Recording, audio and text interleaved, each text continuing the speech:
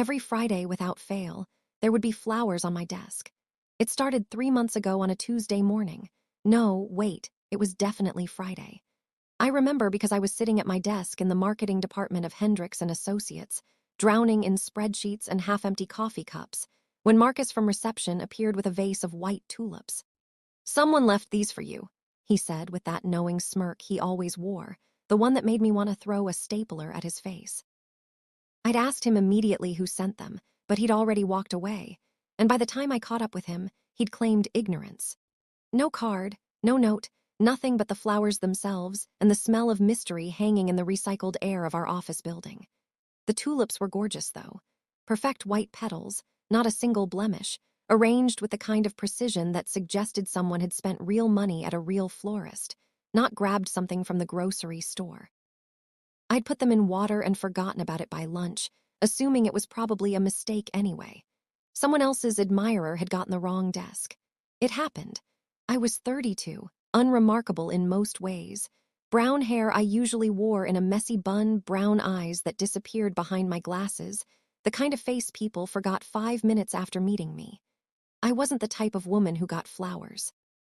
I was the type of woman who got spreadsheets and the occasional invitation to after-work drinks that I usually declined.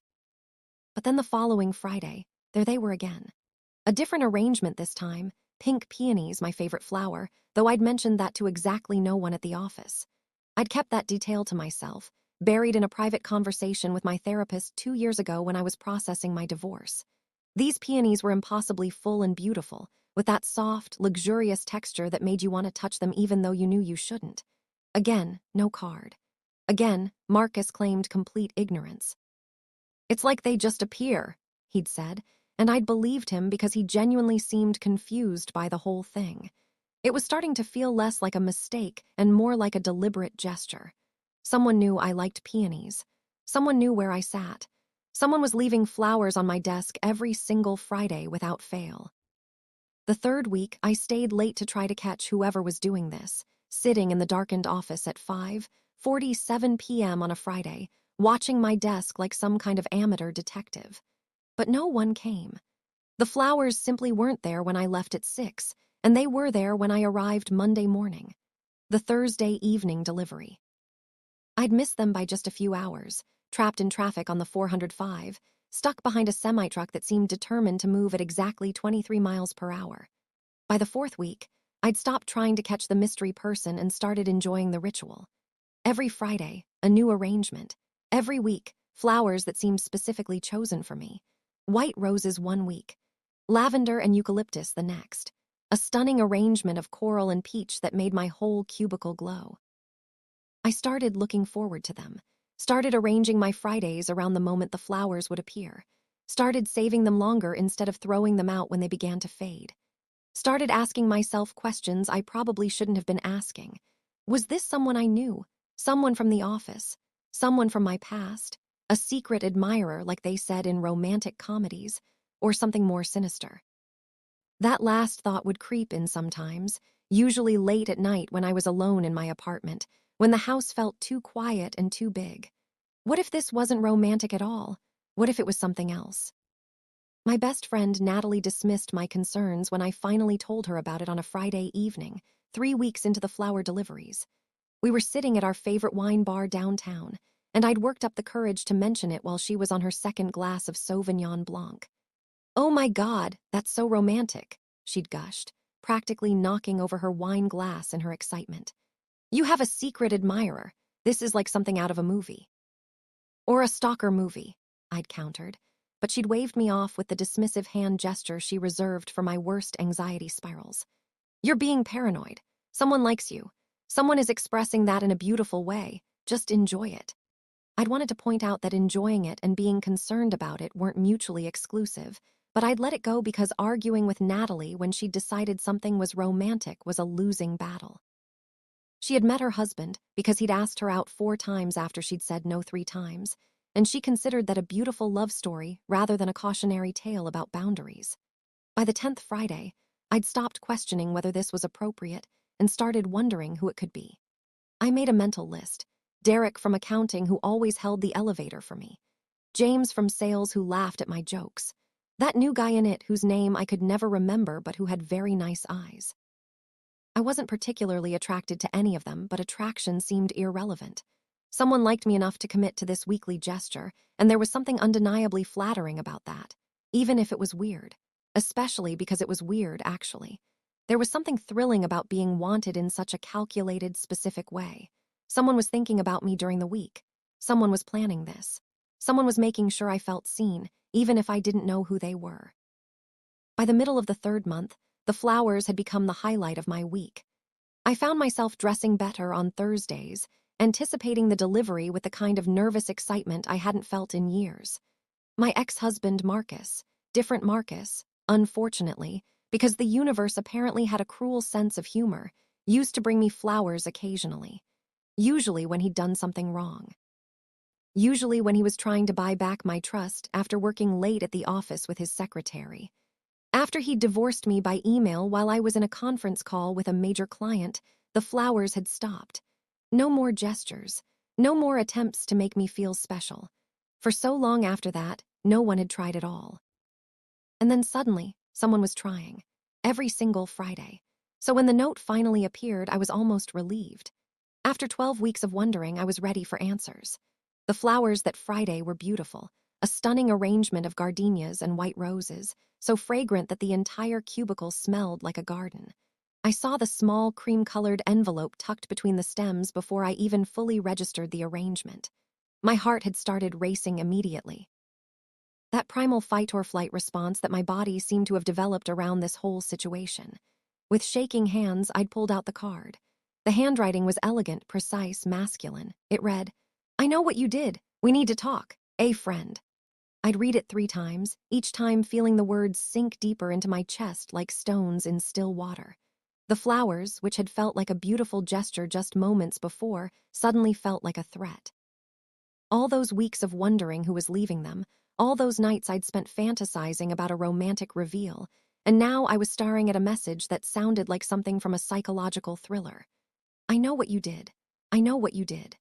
The phrase echoed in my mind, and suddenly all those years of carefully constructed normalcy came crashing down, because I did know what I had done. The question was, did they? I called in sick the next day.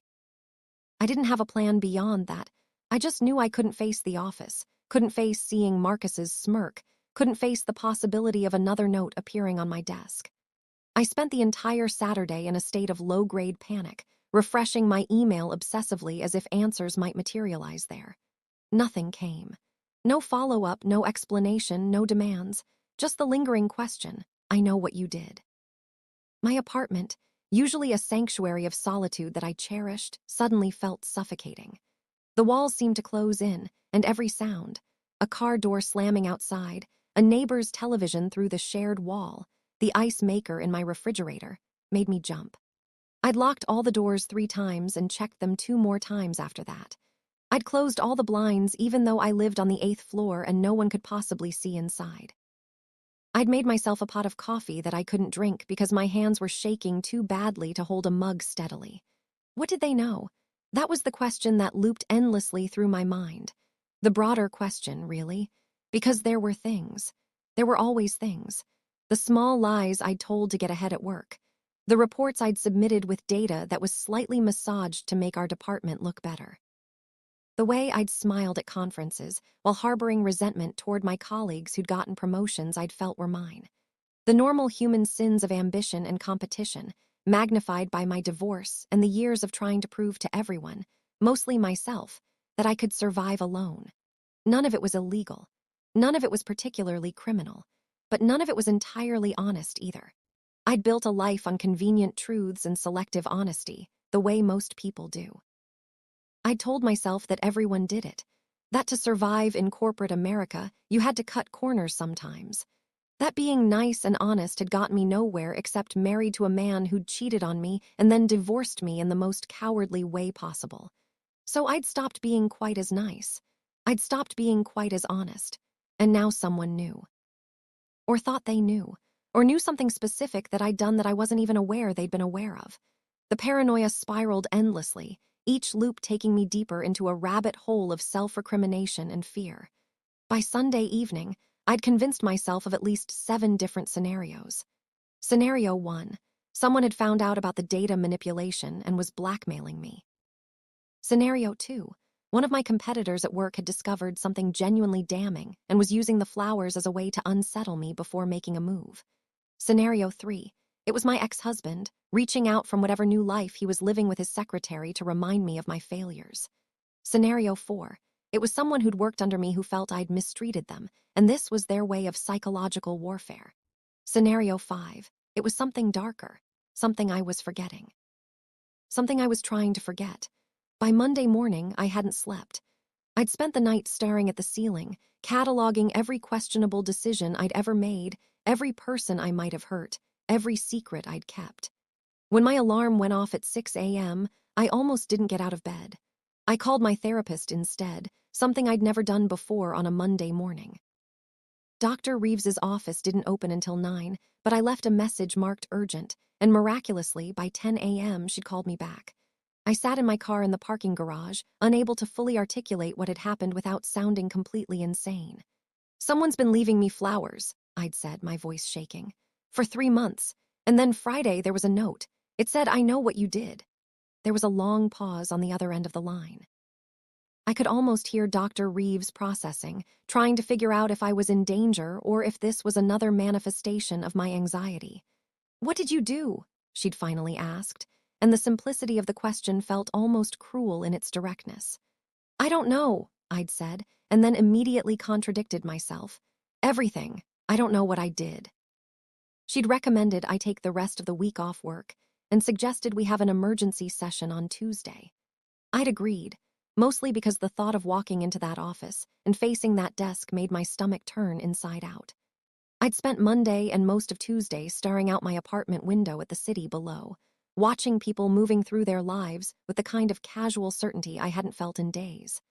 By the time I got to Dr. Reeves's office on Tuesday afternoon, I was a wreck. My hair hadn't been washed since Friday.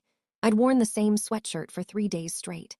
I looked exactly like what I was, someone having a minor breakdown brought on by mysterious flowers and a cryptic message. "Walk me through this," Dr. Reeves had said, her voice calm and measured in that way that therapists perfect. So I had. I told her about the flowers, about Marcus, about the note. I told her about my divorce, about my ambition, about the ways I'd compromised my values to survive. I told her about the guilt that had been simmering under the surface for so long that I'd almost forgotten it was there. And slowly, as I talked, something shifted. The paranoia that had been consuming me began to lose some of its power. "It's possible," Dr. Reeves had said carefully, "that this person knows something specific, but it's also possible that this is a form of manipulation designed to make you feel guilty. Guilt is a powerful tool. And if someone knows anything about you, they probably know that you feel guilty about something." She'd paused, letting that sink in. "The question isn't whether you've done something wrong, we all have. The question is whether this person has the right to define what you've done and whether you're going to let them." It was good advice. Therapeutic advice. The kind of thing that was supposed to help me move forward. But as I left her office and walked back to my car, I couldn't shake the feeling that Dr. Reeves didn't understand the specific flavor of dread that came with that note. It wasn't just about guilt. It was about being seen. It was about someone on the other side of that cryptic message knowing something about me, something specific enough to address in a single sentence. And the flowers themselves, 12 weeks of beautiful, specific flowers, suggested someone who was patient. Someone who was waiting for something, someone who had a plan. When Friday came around and I returned to work, I was prepared for anything except what actually happened. There were no flowers on my desk. There was no note. There was just my cubicle exactly as I'd left it on the previous Friday, before everything had changed. The absence of flowers felt almost as unsettling as their presence had been. I found myself waiting, checking my desk obsessively, walking past it multiple times throughout the day as if the flowers might appear if I simply willed them into existence.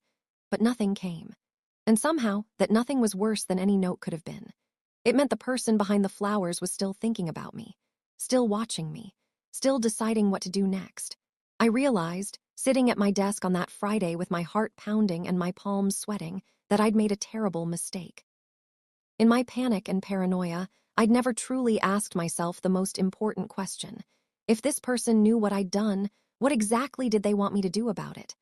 The answer to that question, I was beginning to understand, might determine everything. The flowers came back the following Friday, but they were different. These weren't the beautiful, carefully chosen arrangements that had preceded them. These were orange gerberas, cheerful, almost aggressively bright, the kind of flowers you'd get at a grocery store on impulse when you didn't know what else to buy. With them came another note, this one typed on plain white paper instead of handwritten on cream cardstock. The message was brief. "Stop looking. We'll be in touch." I read it standing at my cubicle while my coworkers moved around me, oblivious to the fact that my world was contracting further by the second. Stop looking. As if I'd been looking for something specific. As if my frantic week of internal panic and external pretense had been some kind of investigation that the mysterious sender had noticed. I'd done nothing but survive since the first note arrived. I hadn't looked into anything. I hadn't called the police. I hadn't done anything except sit with my dread and my guilt and my overwhelming sense that something terrible was about to happen. But the message suggested otherwise. It suggested I'd been doing something, asking questions, making moves that this person had noticed. Without realizing it, had I set something in motion? I thought back through the week. I'd called in sick. I'd gone to therapy. I'd sat in my apartment. I'd avoided my coworkers. The only thing I'd done remotely investigative was mention the flowers to Dr. Reeves, and she was bound by confidentiality. Unless... My mind spiraled briefly into the possibility that Dr. Reeves herself was somehow involved, that she'd been documenting my every confession as part of some elaborate scheme. But that was insane. That was paranoia talking. That was my anxiety turning innocent people into suspects. Still, I made a mental note to find a new therapist, just in case. I slipped the note into my purse and left the office at noon, claiming another migraine. Derek from accounting gave me a sympathetic look as I passed his desk. James from sales didn't look up from his computer. Marcus from reception was nowhere to be found, which felt somehow significant, though I couldn't articulate why. In my car, I sat in the parking lot and read the note again. The typing suggested someone trying to hide their identity, or someone who wasn't as comfortable putting handwriting on paper for the second message. The tone was different too. Less romantic, less mysterious, more businesslike, more threatening. "Stop looking. We'll be in touch." It sounded like something out of a thriller, the kind of message that came right before something terrible happened. I should have gone to the police. Every rational part of my brain was screaming that I should take the flowers and the notes and march directly into the nearest police precinct and let someone trained in actual investigation figure out what was happening. But I didn't. I didn't because deep down, buried beneath the fear and the paranoia, there was a part of me that believed I deserved this. I deserved to be scared. I deserved to be unsettled. I deserved to feel hunted. Because maybe I was being hunted. Maybe someone who discovered what I'd done, whatever it was that I'd done, had decided I needed to pay for it. Maybe this was justice. Maybe this was what I'd been avoiding for so long finally catching up with me. That thought kept me paralyzed in my car for nearly an hour. By the time I drove away, I'd made a decision. I would wait. I would do nothing.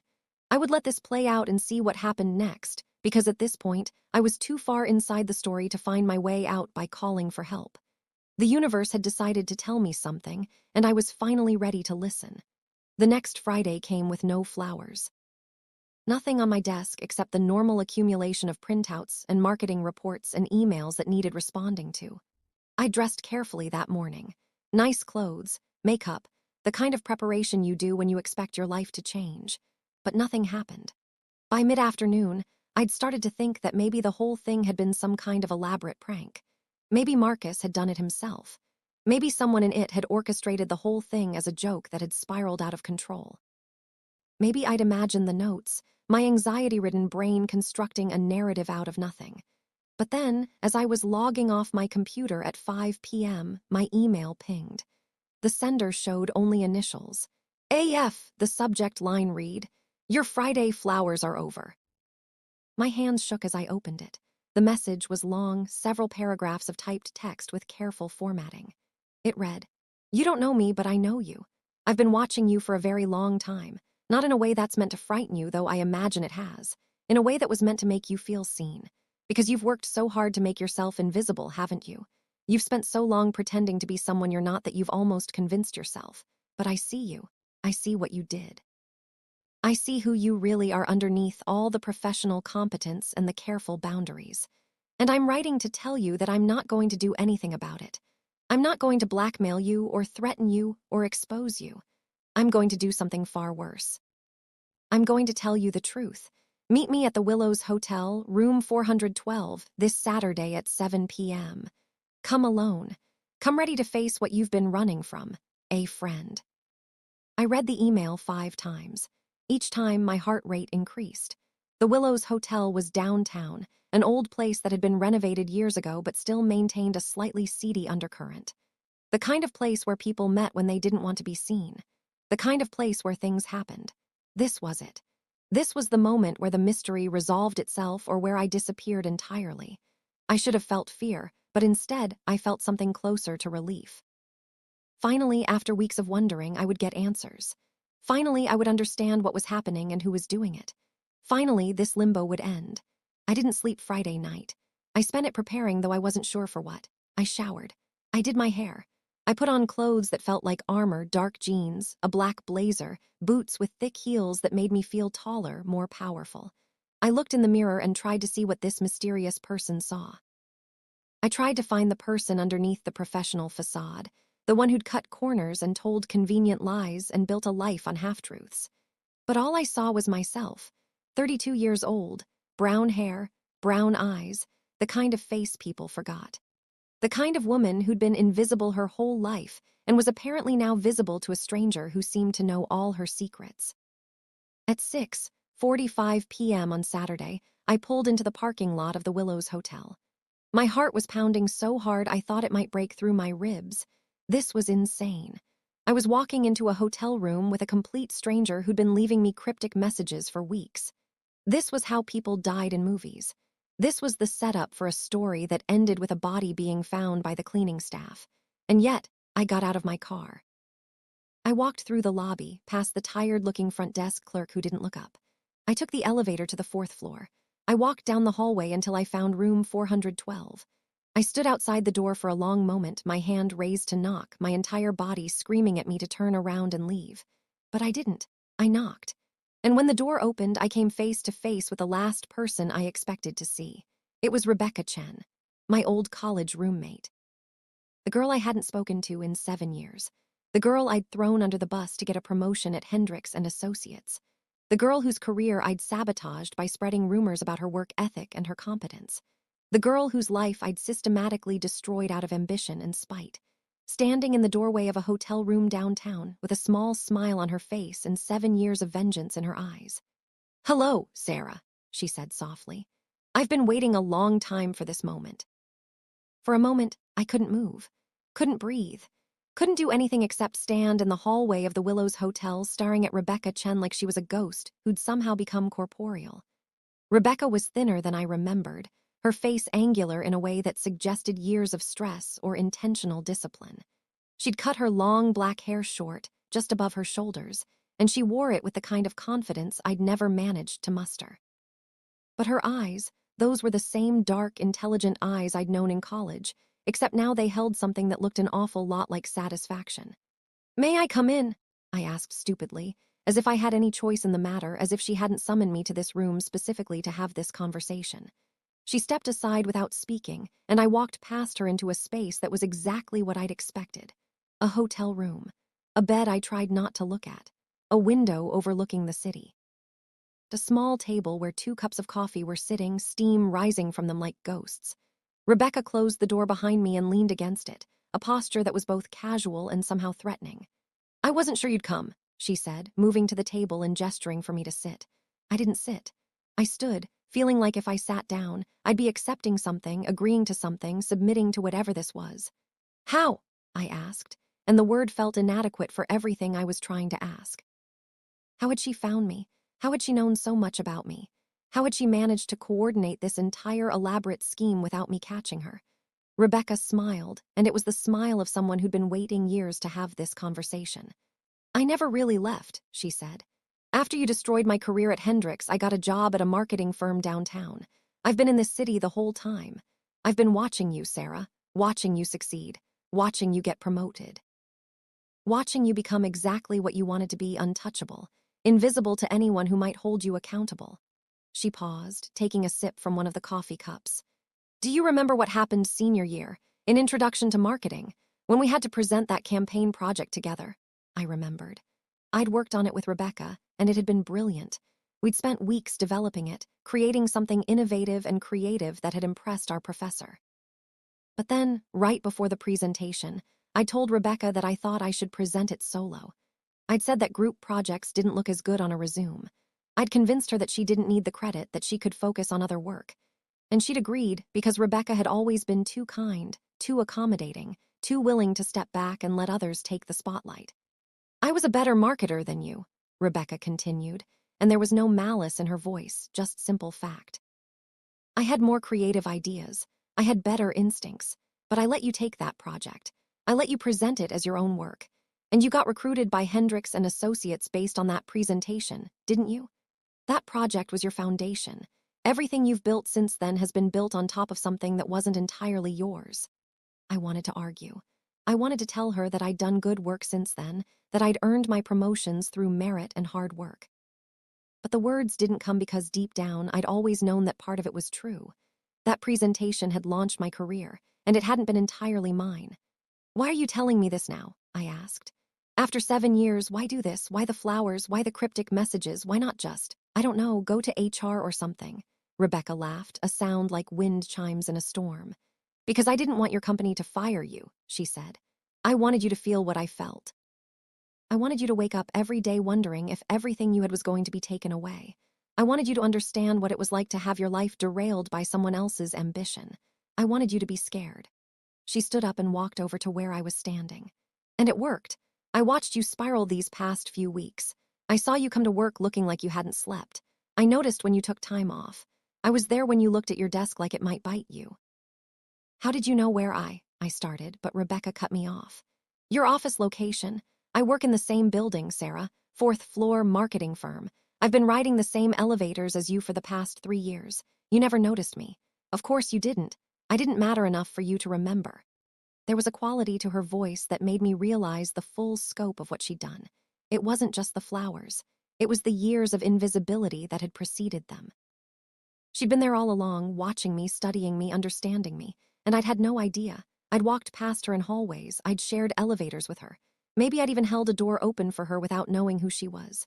Rebecca moved back to the table and picked up an envelope that I hadn't noticed before. She handed it to me. Go ahead, she said. Open it. My hands shook as I took the envelope. Inside was a stack of photographs. They were all of me at my desk, me leaving the office. Me having lunch with Natalie, me walking through the parking garage, me getting into my car, me at home in my apartment, standing at my window looking out at the city. My stomach lurched as I realized the implications of these photos. Some of them were taken from inside my building. Some of them seemed to have been taken from outside my apartment. This went beyond workplace revenge. This was obsession. This was something darker and more complicated than I'd imagined. Rebecca, what is this? I asked, my voice barely a whisper. This is my apology, she said simply, because I realized something recently. These past years of watching you, tracking you, planning this moment, it hasn't made me feel better. I thought it would. I thought when I finally got to do this, when I finally got to terrify you the way my life was terrified for so long, I'd feel satisfied. But I don't. I just feel tired and sad. And like I've wasted 7 years of my life on someone who probably doesn't even deserve that much of my attention. She took the photographs back and walked over to the window. This stops now, she said. I'm telling you this stops because I want to stop. I want to move on. I want to not be the person I've become while trying to get revenge on you. Are you going to hurt me? I asked, the question I'd been too afraid to ask until now hanging in the air between us. Rebecca turned to look at me, and for the first time I saw genuine sadness in her face. No, she said. I was never going to hurt you. I just wanted you to understand that your actions have consequences, that the girl you hurt didn't just disappear. That someone was watching, remembering, holding you accountable when no one else would. She walked back to the door and opened it. You can go. The flowers stop. The messages stop. I go back to being invisible. And you get to go back to your life knowing that for 7 years, someone cared enough about what you did to spend that much time on you. Whether that's a comfort or a horror, I don't know. I guess that depends on who you are. I stood there for a moment, not moving, processing the bizarre absolution she'd just given me. Then I walked to the door.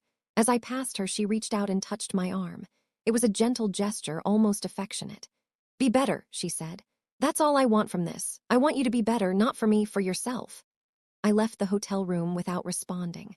I walked down the hallway, into the elevator, through the lobby, back to my car. I drove home in silence, and the entire drive I kept thinking one thing: I would be better. I had to be. Because if I wasn't, if I went back to my old ways, then everything Rebecca had done, 7 years of psychological torment designed to teach me a lesson, would have been for nothing. And I couldn't live with that. The alternative, though, was living with the fact that someone had been this close to me, this invested in my life, for so long that I never knew. And that terrified me in a way that all the cryptic messages and mysterious flowers had never quite managed to do. The flowers didn't come the next Friday, or the Friday after that. I kept expecting them, kept watching my desk like it was the most important thing in the world. But there was nothing. Just the normal chaos of an office, the normal flow of emails and spreadsheets and meetings. It was like Rebecca had never existed. Like the past 3 months had been some kind of elaborate hallucination, something my anxiety-ridden brain had constructed. Except for the photographs. I'd kept one. Just one. It was taken from outside my apartment, a shot of me standing at my window on a Tuesday evening. I'd been crying that night, I remembered. My divorce papers had been finalized, and I'd been alone in my apartment trying to process what it meant to be completely untethered from another person.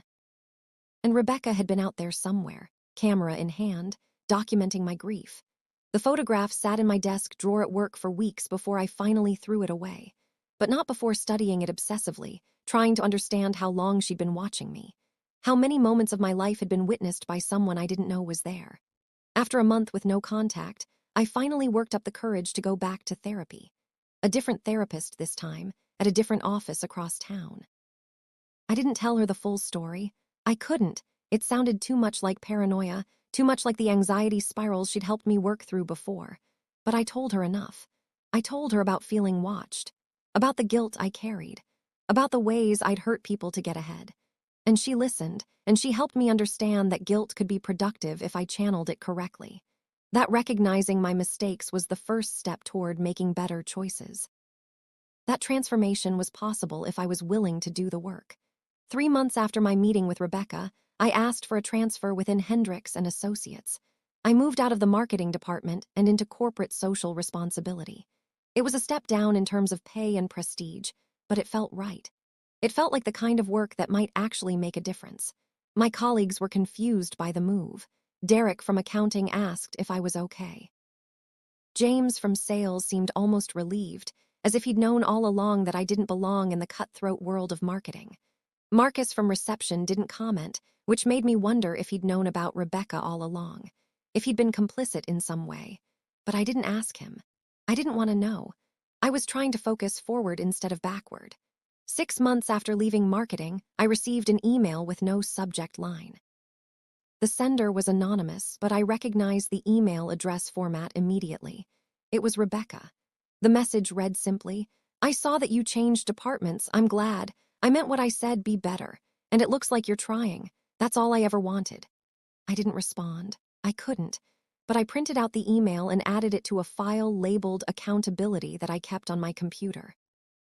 Whenever I felt tempted to cut a corner, to massage some data, to take credit for work that wasn't entirely mine, I opened that file and read the email. It was like having a conscience that existed outside my own body. Like having Rebecca's eyes watching me even though she said she'd stopped. A year after the hotel room meeting, I ran into Rebecca in person. Not intentionally. It was at a coffee shop downtown, the kind of place where everyone in the financial district seemed to gather on their lunch breaks. I was in line for coffee when I saw her sitting at a table by the window. She looked different again, healthier, happier. She had her hair up in a bun and she was laughing at something on her phone. She looked like someone who'd moved on, like someone who'd finally let go of her burden. Our eyes met for a moment. She recognized me. For a second, I thought she might look away, might pretend she didn't see me. But instead, she raised her hand and gave me a small wave, a gesture that felt almost friendly. I waved back and she smiled. It was a genuine smile, not the vindictive smile from the hotel room. A smile that suggested redemption, a smile that suggested forgiveness. And then she looked back at her phone and I ordered my coffee and we both moved on with our lives. But something had shifted. The weight that I'd been carrying since that hotel room meeting had lightened somehow. The terror of being watched had transformed into something else. Gratitude, maybe, or at least acceptance. Rebecca had violated my privacy. She'd orchestrated an elaborate psychological attack. But she'd also, in her own deeply troubled way, tried to teach me something. And I'd learned. I'd changed. And maybe that was enough. Maybe that was what she'd actually wanted all along. 2 years after the flowers started, I got promoted again. Not in marketing, but in CSR. They offered me the director position, and I took it. It meant more responsibility, but it also meant I could make real decisions about which projects the company funded, which communities we served, which causes we supported. It meant I had power, but power that was directed toward something beyond my own ambition. At the promotion party, I stood in the conference room surrounded by my new colleagues, and I thought about Rebecca. I thought about whether she was watching me still, or whether she'd truly moved on. I thought about the flowers and the notes in the hotel room. I thought about the girl I'd been and the girl I was becoming. And I made a decision. I wrote Rebecca an email. I didn't know if she'd see it, didn't know if she was still checking that anonymous account. But I wrote it anyway. It said, "I don't know if you're reading this, and I don't know if it matters anymore. But I wanted you to know that I got the promotion. And before you think it's the same old Sarah, the same ambitious girl who hurt you all those years ago, I want you to know what the promotion means. It means I can direct more funding toward education programs in underprivileged communities. It means I can help people the way I should have helped you. It means I'm finally using my ambition for something other than myself.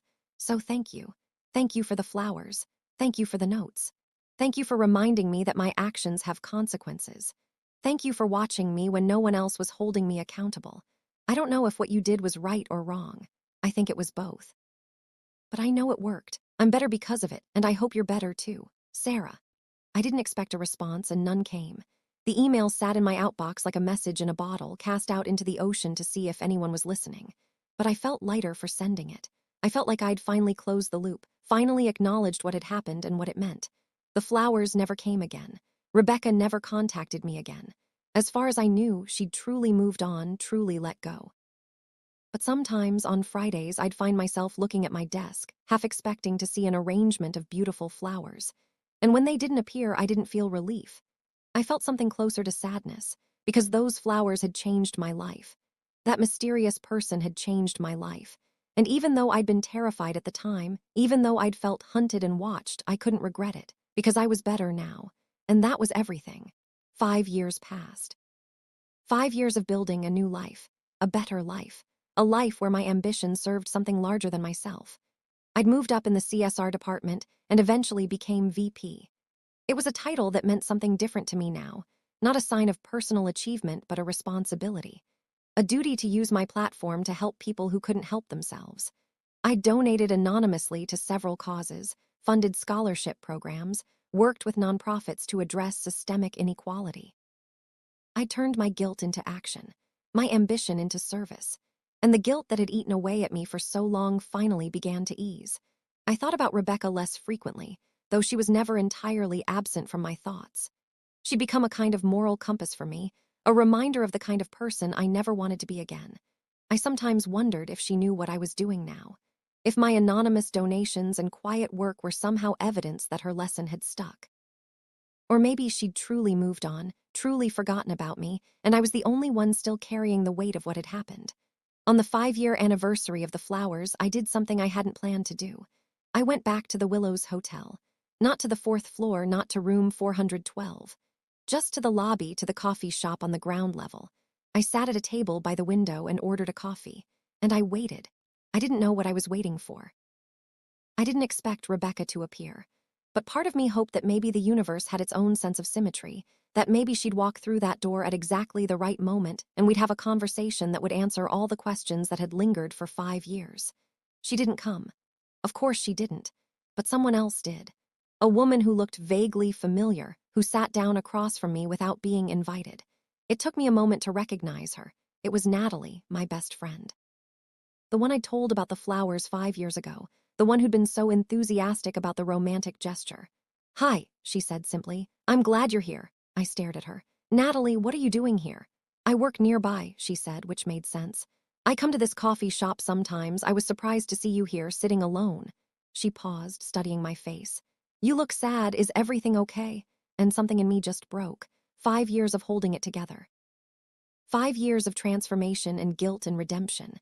And suddenly, it all poured out. I told her about Rebecca. I told her about the flowers and the notes. I told her about the hotel room and the photographs and the cryptic messages. I told her everything. And Natalie listened, her face growing more and more shocked as I talked. When I finally finished, she was quiet for a long moment. "I knew Rebecca," she finally said. "From before. We went to high school together.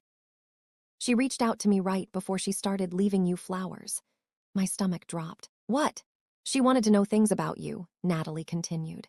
"Where you lived, your favorite flowers, details about your divorce. She said she wanted to reach out to you, but she wasn't sure how. I thought she was just being a concerned friend trying to reconnect. I didn't know what she was really planning." "Did you help her?" I asked, and I was surprised by how little anger I felt. Just curiosity. Just a need to understand how the pieces fit together. "I told her about your favorite flowers," Natalie said. "I told her where your apartment was. I told her things I shouldn't have told her. And then she never contacted me again. By the time the flowers started showing up at your office, I'd forgotten the whole conversation. I didn't make the connection until you just told me everything." "Why didn't she tell me?" I asked. "I mean, if she was working with you, why didn't she just reach out directly?" "I don't know," Natalie said. "But I think I know what happened. I think Rebecca got cold feet. I think she realized that actually confronting you, actually forcing you to face what you'd done, would require a level of vulnerability she wasn't ready for. So instead, she created this whole elaborate scheme. She made it impersonal so she could hide behind it. She made it about the flowers so she didn't have to risk you rejecting her. It's like she needed you to feel guilty without her having to admit that she was the one making you feel that way." The words hung in the air between us, and I felt something shift inside me. All this time, I'd thought of Rebecca as this cold, calculated revenge seeker. But maybe she was just as broken as I was. Maybe she was just as scared. Maybe she'd been trying to find a way to make me accountable because she didn't know how else to process what I'd done to her. "I need to contact her," I said. "I need to tell her that I know Natalie was involved. I need to." I didn't finish the sentence because I realized I didn't know what I needed to tell her. What could I say? "Thank you for harassing me. Thank you for violating my privacy. Thank you for psychologically terrorizing me into becoming a better person." "I wouldn't," Natalie said gently. "Let it go. Rebecca let it go 5 years ago. You've let it go. Why reopen old wounds?" She was right, of course, but I couldn't shake the feeling that there was one more piece to this puzzle, one more thing that needed to be said or done or understood. I sat in that coffee shop for another hour after Natalie left. I watched people come and go. I thought about Rebecca. I thought about the 5 years that had passed. I thought about who I would have been if those flowers had never arrived. I probably would have kept climbing. Keep cutting corners. Keep taking credit for work that wasn't entirely mine. I probably would have ended up at the top of some corporate ladder, surrounded by money and prestige and emptiness. The flowers had saved me from that. Rebecca had saved me from that. Even if she'd done it in the most complicated, ethically questionable way possible. That night, I made a decision. I set up a scholarship fund in Rebecca's name. Not a large fund. I didn't have unlimited resources, but enough to help several students a year get through college. Enough to give them opportunities that they wouldn't have otherwise. I didn't tell anyone it was for her. I never planned to tell her. It was just a quiet way of acknowledging what she'd done, of transforming her vengeance into something constructive, of taking the worst thing that had happened to me and turning it into something that could help others. And somehow, that felt like the ending that this whole story had been waiting for. Not a dramatic confrontation or a tearful reconciliation, just a quiet acknowledgement, just a continuation. Just a life, changed irrevocably but ultimately for the better, moving forward into whatever came next. Years after the flowers stopped coming, I received a letter. An actual handwritten letter, delivered to my office at Hendricks and Associates. The envelope was cream-colored, familiar in a way that made my hands shake as I opened it. Inside, on a single piece of paper, was a message in Rebecca's elegant handwriting. It read, "Sarah, I hope this letter finds you well. I'm writing to you because I saw the scholarship fund." I didn't know it was you initially. It was created anonymously. But I have my ways of finding out these things. I've learned a lot about investigation over the years.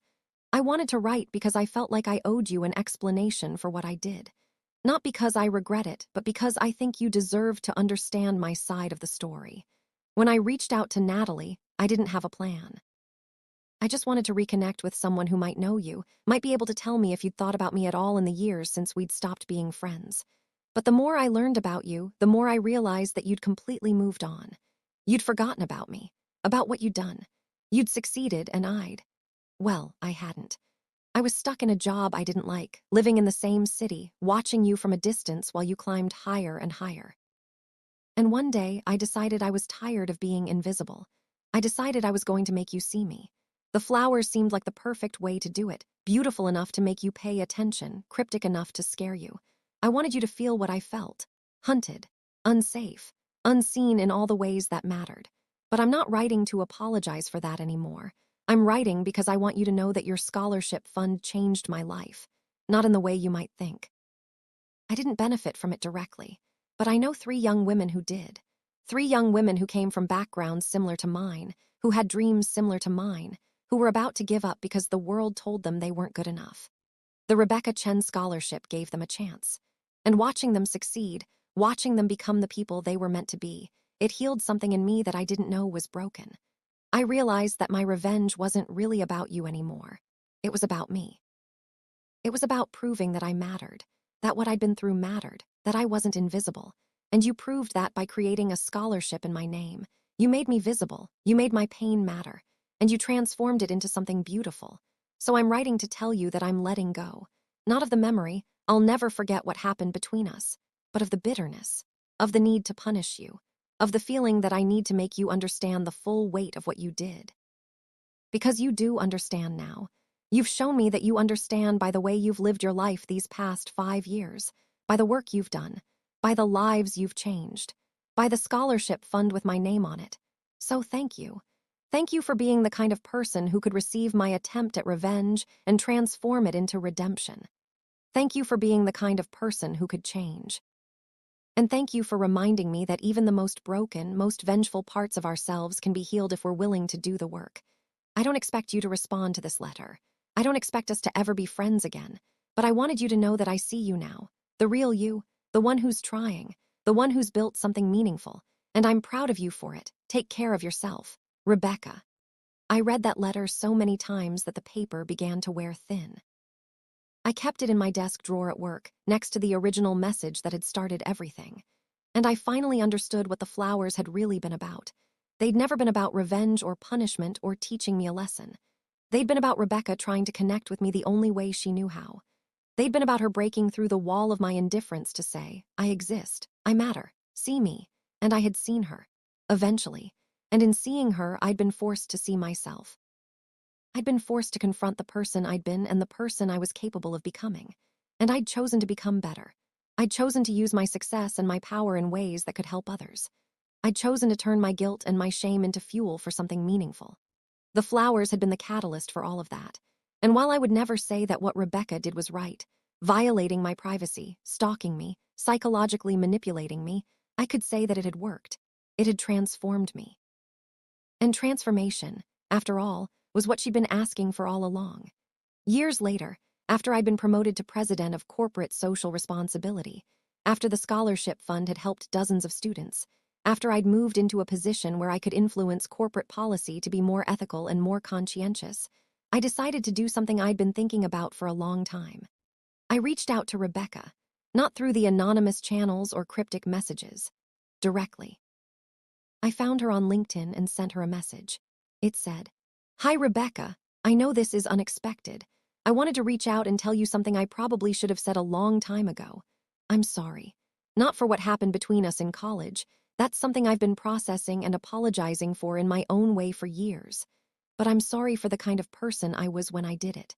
I'm sorry for the person I might have become if you hadn't forced me to face myself. I don't know if you'll respond to this, and I understand if you don't, but I wanted you to know that you mattered. Your lesson mattered, your pain mattered, and it created something good. I hope you're proud of the person you've become. I hope the scholarship has helped others the way it's helped me, and I hope that somewhere you're happy. Sarah. This time, Rebecca did respond. Her message was brief. Thank you for writing. I'm not angry anymore. I'm not sad. I'm just relieved. Relieved that it all meant something. Relieved that my broken attempt at making you understand actually worked. Relieved that we both got to the other side of this. I'm happy now. I'm seeing someone. I'm doing work I love. I'm becoming the person I always wanted to be. And I have you to thank for that in a strange way. Your transformation inspired me to work on my own. So maybe we're even. Maybe we both learned something from this terrible, complicated, beautiful thing that happened between us. I hope I see you around the city someday. Maybe we could have coffee. Not as enemies, not as victims, just as two people who once hurt each other and somehow found a way to heal. Rebecca. I never did have coffee with Rebecca. Our lives had taken us in different directions, and some distance was healthy. But I thought about her every Friday. I thought about the flowers that used to appear on my desk. I thought about the note that changed everything. And I thought about how sometimes the most transformative things in our lives come from the most unexpected places. How sometimes love and revenge are closer than we think. How sometimes the person we hurt the most is the person who teaches us how to be better. The flowers stopped coming 12 years ago. Rebecca stopped contacting me 8 years ago. But I never stopped thinking about her. I never stopped being grateful for what she taught me. And I never stopped looking at my desk on Friday afternoons, half expecting to see an arrangement of beautiful flowers that would remind me that somewhere, someone had once believed I was worth changing for. And that, more than anything else, was what had saved me. Not the flowers themselves, but the belief behind them. The belief that I could be better. The belief that my mistakes mattered. The belief that I was worth the effort it would take to transform me into someone new. Rebecca Chen had given me that gift, wrapped in mystery and delivered in cryptic messages. And I would spend the rest of my life trying to honor it by living the kind of life that proved she'd been right to believe in me. The kind of life where I helped others. The kind of life where I used my power for good.